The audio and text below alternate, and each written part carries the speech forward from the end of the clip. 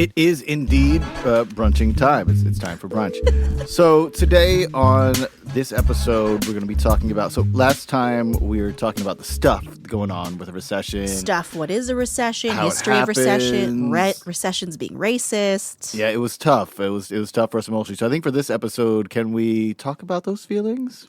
Let's talk about those feelings, dialect. When it comes to Brunch Budget, we're always here to talk about your feelings around money, because if you don't understand your feelings around money, your feelings will control the decisions that you make around money. So we got to get into what in education they call like the social emotional learning, or that's the buzzword of the time. Ooh, I like that though. But no, it's good stuff. It's real stuff. My education people, y'all know, don't get attached to buzzwords, even if they're really good, because in a couple of years, someone's going to be looking for a promotion and they're going to come up with a new one that's exactly the same thing. Well, I'll keep using social emotional learning because But that's anyway, what we're doing. Yeah, we do have to talk about our feelings around money. And to do that with Brunch and Budget, we have a number of devices. We've got your money personalities, which if you go to you can go to pocketchange.com/personality. That's our education company. Or brunchabudget.com/personality. This doesn't work with any website, just those two. And you'll get a personality test. It's just 2 questions. It's not that deep. And it gives you 4 money personalities that talk about our tendencies with money, our emotional relationship with money. To be real with y'all, sometimes it does involve trauma. Horrible things, tough things, even mundane things that we don't want to think about in our past that affect our decisions right now. If we can understand our money personalities, we can begin to get an inkling on why we do the stuff we do around money and how we can make changes. Well, and especially when it comes to a topic like a recession where it feels like you don't have any control about when it's going to happen, what's going to happen, who is it going to happen to, those kinds of feelings can really come up more strongly. And we do need to figure out how to address them. The other thing that we are going to be talking about today is one of our recipes for wealth. Our recipes for wealth can be found on Instagram at Brunch and Budget. And these recipes for wealth are designed to really give you bite-sized breakdowns, no pun intended, of the steps you can take within your finances to actually achieve the thing. So today's recipe for wealth is a recipe for recession-proofing your finances. Of course, caveat, there's no way to actually recession-proof your finances, but we wanted to give you some guidance on some things to think about as you're preparing for the recession so you have a place to start. With Brunch and Budget, we're not only giving you good vibes and breaking bread over these things, but we're trying to find these paths out, right? Mm-hmm. And one of these ways that we can mix and match our feelings into something that creates something beautiful for everybody is we got to have a good recipe, right? Yeah. So what's a recipe for surviving a recession? So today we're talking about recipe for recession-proofing your finances. You can find this recipe on Brunch and Budget's Instagram at Brunch and Budget. And caveat, there is no real true way to recession-proof anything, right? Right. The thing about recessions is they're unpredictable. You don't know when they're going to happen. You don't know how they're going to hit. You don't know how you're going to be affected. But here are things that you can start doing to prepare now. So this is really just the session to start. So the ingredients are, first of all, get yourself comfortable. 5 cups of tea or coffee to keep you cozy during this exercise, because we're going to have you actually review what your current financial situation is. Is it okay if the liquid drug is not caffeine? Oh, yeah, it could be herbal tea. Okay. That's what we're calling it. That's fine. Yes. I love it. So get comfortable. Have a nice drink. And then the next thing is 1 to 3 months of living expenses in savings. So just to explain where that number came from, the traditional certified financial planner advice is to have 3 to 6 months worth of living expenses in savings. That's so daunting. That's so much, right? So the thing is, that could be like a pretty significant 5-figure number when you're getting into the 3 to 6 month range. Mm-hmm. We don't want you to get psyched out because this recession could be coming in a year. It could be coming in 6 months. We don't know when it might not come at all. There are lots of people in this administration who are like, maybe there's not going to be a recession. It's funny. I think with all the hype about the recession that we're probably going to get it. I mean, we had Morbius previews and trailers for like 5 years, and they put it out. Yeah. So we want you to start with 1 to 3 months of living expenses and savings. And to figure out what that number is, you're going to need to spend an hour figuring out what your living expenses actually are. If you've never done this exercise before, it's really going to be a matter of saying, okay, let me go through bank statements. Let me link my accounts into a software like Mint or Personal Capital or something like that. Please don't do the hypothetical thing where you're like, I think that I should spend money. Just look at your statements. Look at what you're spending money on, how you're spending are your living expenses. When things get tough, trust me, you're not just going to go into ideal spending mode. The opposite is often true. This is probably where you're going to be drinking 4 out of the 5 cups of coffee or tea that we were talking about. Or herbal tea. Herbal tea, yeah. So give yourself at least an hour to figure out how much your living expenses are in 1 month. And then the next thing we want you to do is to figure out 1 to 2 wants that you're not willing to give up, even if it hits the fan. And what we mean by that is something we always say is wants are needs too.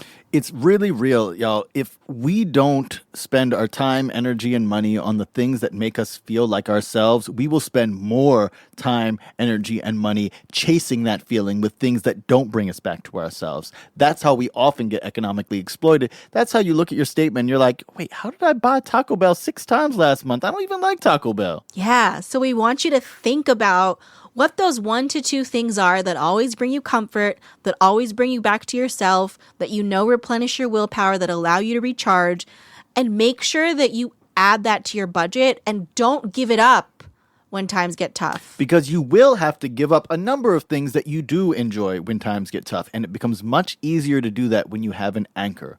Allow this thing to be your anchor. And while you're doing that, feel free to think about the free ways and the inexpensive ways that you can express yourself, that you can have a good time with your people, all that kind of stuff. It's going to be so much easier if you have at least that one anchor. It says 1 to 2, but I'm like, focus on 1 because that makes life easier. Yeah, focus on 1, have a backup if you need to. But really and truly, we want you to make sure that you give space to take care of yourself if times get tough, because you're going to really need that. And so the next thing is 1 additional stream of income that you can fit into your life. And we talked about unemployment a lot, right? We talked about unemployment rates rising. We talked about the sacrifice ratio.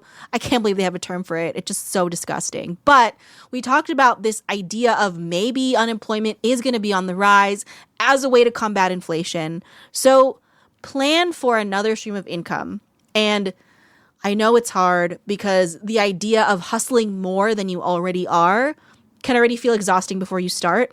The operative term is plan, though. Yes. We want you to plan to have something. You don't have to have it ready, get your LLC together and your logo and branding. It's not all of that. It's when things hit the fan, I don't want you to be surprised. I don't want you to have to go to the drawing board then and try to figure out what you can do that's going to be helpful and make you some money when you're in this situation. I want you to make a plan, put something together. You can start with something that you already enjoy doing but aren't making money off and go, while it's nice that you're not making money off it, my people who like to cook and you're like, I love to cook, I'm a chef, visionary, all this kind of stuff, but I don't want to make money off it because it ruins the yada yada zhuzh feeling. Oh, that's cool, and I feel that and right there with you.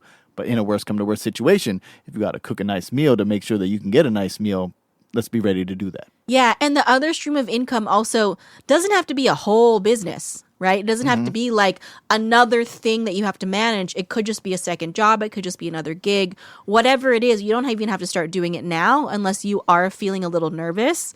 Is to just plan for it. The next thing is, the final thing in this recipe is 2 strategies for finding the calm in your storm. Yes. And what we mean by that is exactly what we just did. It's a way for you to breathe. If you are unable to breathe, when you're in a crash, they say that if you're verklempt and you're all tight, that you're more likely to break bones and be injured heavily. If you take a deep breath, you're more likely to literally bounce back. Yeah. And we need you to be in this space so that your amygdala, when it starts popping, you're able to take back control. And you're not just being pushed around by the economic forces and the literal forces that are telling you to do these things, so that you can remain in control and do the things that you want to do. And that means, like Pam was joking around, get your drink, you get your food. A lot of times these really do break down to actual, factual, literal breathing exercises. For my performers out there, those warm-up exercises that you do before you go speak on a podcast or go perform somewhere or go teach. Doing those things, finding katas and mantras, katas for my martial arts heads, right? Those are those movements that you do repeatedly that bring you back to your center, that bring you that balance. These things sound like metaphorical stuff, but one of the reasons why high-powered business folks gave leeway and room for people to do these things in the middle of their workday is it gave them the confidence to believe in themselves and do what they want and not be pushed around. That's what we want y'all to do here.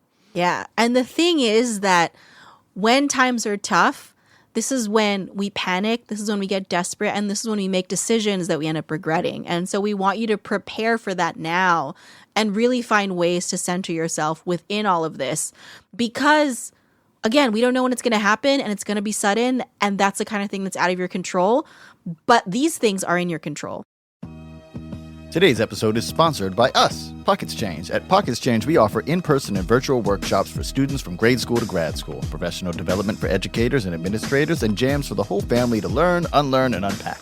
We use hip-hop pedagogy in the classroom to meet students where they're at, and hip-hop performance in the communities to dispel myths and create new common sense around money. For some free resources, go to pocketchange.com/toolkit and sign up for our newsletter. Let's change the way we talk about finance. You know, for my people who've been partying with us for a minute now, our sea changers, our brunch and budgeters of all walks of life, y'all may know about our money personalities. And we have our money personality test. You can go to brunchandbudget.com/personality and take that test. You can also, for my younger folks, you can go to pocketchange.com/personality and take that test. I always want to give a shout out to Pockets Change, changing the way we talk about finance so young people can get their stuff together. When we're in crisis, our money personalities have a tendency to take over, and we have a couple reminders that we just want to share with heads just so you can remember to remain who you are. For my complicators, that's people who answered A for question 1 and A for question 2. Yes. I need you to rely on your preparation. Now, you know that you know how to know. You've got spreadsheets. You're ready for this stuff. You want to get ready for all these things, but when it hits the fan, sometimes after all that prep, you tend to throw it out the window. Because you're stressed, because you're scared, Yes. because you doubt yourself. I want you to remember that this is your strength. These plans that you made are the plans that you should roll with. And even if something breaks or something doesn't work out, you know how to pivot because you've got that in your plans as well. I feel like you just wanted to say something about that Well, too. I am a complicator, so stop telling me about myself. Okay. No, you're totally right, because that's the thing, right? Complicators, we want to feel in control. And I just said, more for myself than anyone else, that recessions are a time where things are really not in your control. And so as a fellow complicator, I want you to feel like that you're as prepared as you can be and decide and find a line for when you're like, okay, that's it. Any more preparation and it's not actually helping me, it's just hurting me. I really love that. For our folks who answered A for 1 and B for 2, the contemplators, I want contemplators to remember that y'all are good. When it hits the fan, you rely on your spontaneity, and you should do that. But this is the thing. It's really easy to get apathetic about all this. And I think you can see that in a number of people right now where they're like, yeah, inflation, recession, it's just going to happen. I just don't care. Remember the things that matter to you. And I know a lot of times, contemplators, it's not economic stuff. It's family. It's having a good time. It's looking out for people. Hold on to those things and allow those things to point you towards the direction of where you want to go. Because otherwise, it can be easy to get bored with the whole affair. And then the next thing you know, you're out of luck and don't have a backup plan. Yeah, I will say for my clients who are contemplators who have a tendency to try and put things off and wait till tomorrow and just see what happens. I think that's the big thing with contemplators is especially when things feel out of your control, you just let it wash over you, right? And, you know, contemplators are the opposite side of the coin for complicators in a lot of ways. And if you are a contemplator or lean towards being a contemplator, figure out what the minimum viable plan is for you. Take some time to put it together, and then you can give yourself permission to stop thinking about it and see what happens. Make sure it's fun, too, by the way. Yeah, those 5 cups of herbal tea, you know. Sure.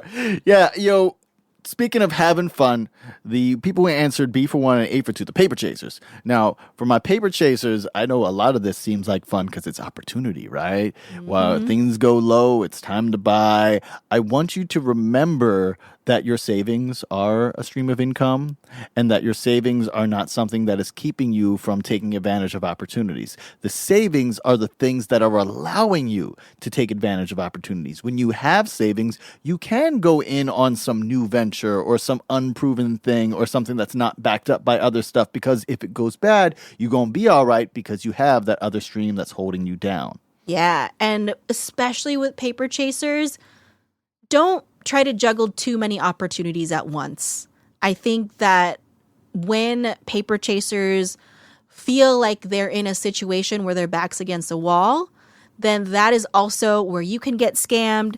That is also where you can go and believe something that you normally wouldn't otherwise. The way that you deal with feeling out of control is to try and lean into finding those opportunities that might not actually be opportunities. Mm-hmm.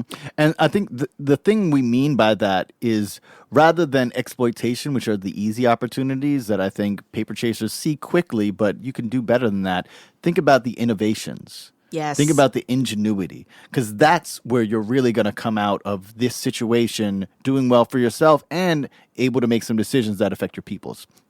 Speaking of peoples who love affecting their peoples, are money monks. If you answered B for 1 and B for 2, I'm a money monk. Dialect. And I feel like money monks in these situations, we get real doomsday preppery.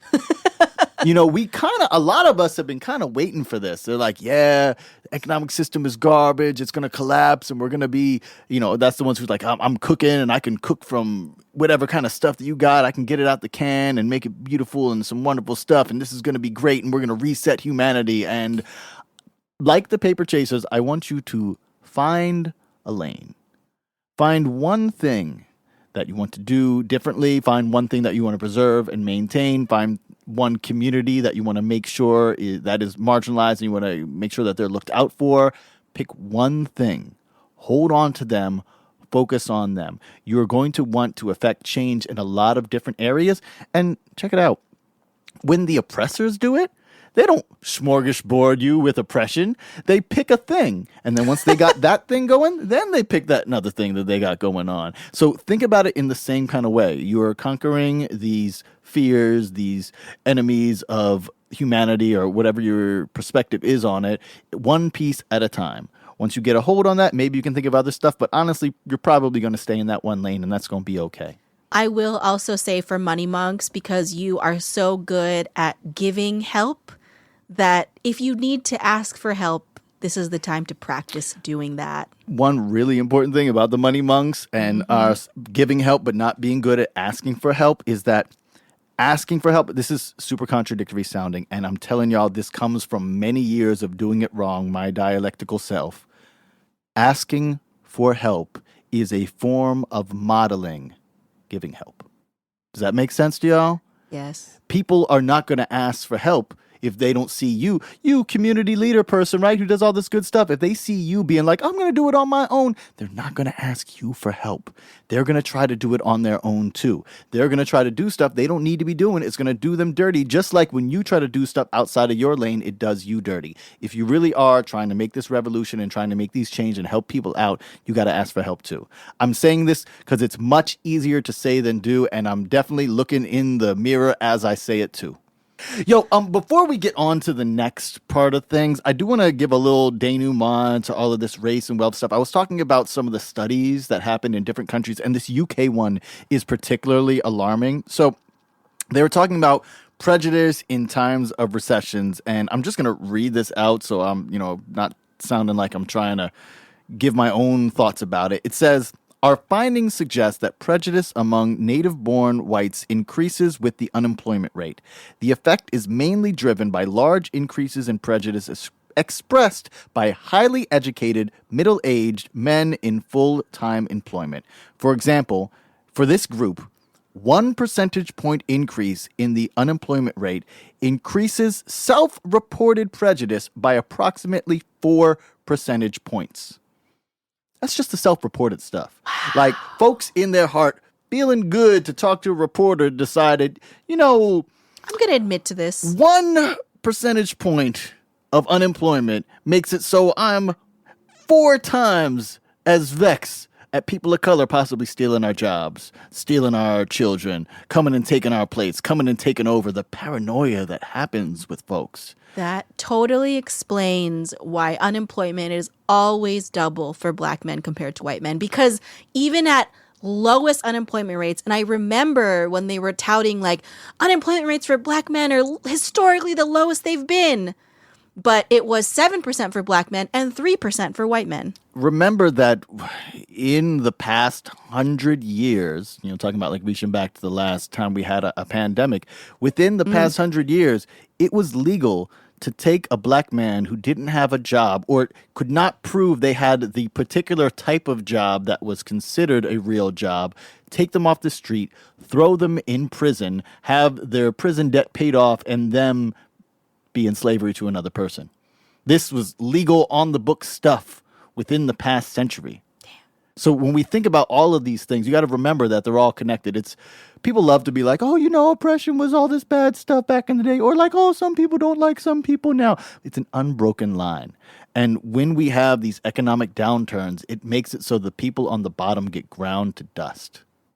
That's why you don't hear about them. That's why you don't hear their stories. They aren't there. This week's song is Recession Proof by Ashy Elbows out of New York City. That's Ashy with the L, just the letter L in the middle, and bows like bows, but with a Z, because, 90s stuff and all that. Thanks for listening to the Brunch and Budget podcast. Please feel free to rate us, debate us, hate us, date us, infatuate us on Apple Podcasts or anywhere that lets you comment. Subscribe to add us to your archives, and feel free to share an episode you think will help somebody out. If you've got questions, corrections, or a song about money, financial systems, or how you feel about either, please send it to Brunch at brunchandbudget.com. We love some indie artists. Don't forget to subscribe to the newsletter too by texting brunch to 33777.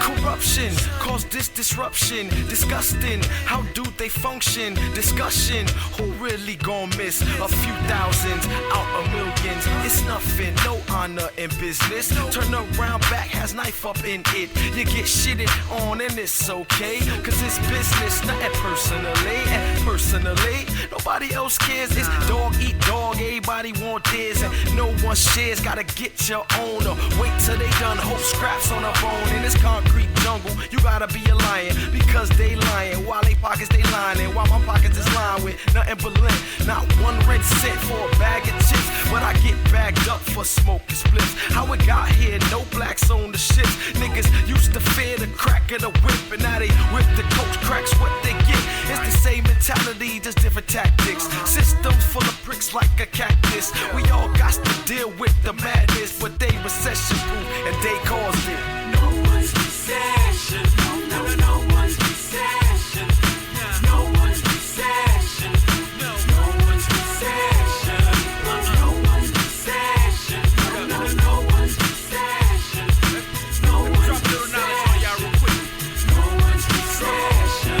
The U.S. financial system is built like a house of cards. Some loans are just a breeze and they wonder why did it fall. They give lower income families mortgages, don't see the difference. To the pilgrims giving smallpox blankets out to the Indians. Those aren't American dreams without reading the fine print. It might have ended with Bush, but it really started with Clinton. Barely making it, but they own a place they was living till their rates got adjusted. Then their payment started blipping, then the payment go missing. And fuck their credit score. Now the bank will refinance the house that they was paying for. Marshall put the eviction notice right on the front door. Even took the homes of vets from the Iraq, Afghani war. The funny thing is, we seen it all happen before. Making lots of shutter stores, rich get richer, poor ignored. Family homes get foreclosed, martial law get proposed.